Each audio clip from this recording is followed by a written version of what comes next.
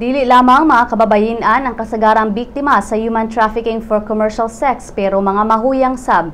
Usa sa 11 ka mga tawo nga na-rescue dito sa usa ka mall sa Mandawi City dinhi sa Subo niadtong miaging semana, usa ka minor de edad nga mahuyang. Matod ni Inspector Cheryl Bautista kinsa Deputy Chief sa Regional Anti-Human Trafficking Task Force sa Central Visayas, bisan kinsa pwedeng mamahimong biktima sa human trafficking. Base sa record sa kapulisan, gamay ra ang porsyento sa mga mahuyang kumpara sa mga babae, apan kini nagpamatuod nga adunay market para kanila sa sex trade. Panawagan karon sa kapulisan sa mga ginikanan ang magbinantayon sa kalihukan sa ilang mga minor de edad nga mga anak.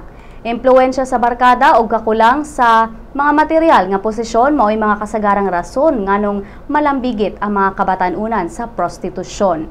Plano sa kapulisan nga labaw silang magbinantayon karong Valentine's Day sa mga pares nga mosulod ubang hotels, motels, pension houses kay posibleng adunay mga biktima sa prostitusyon.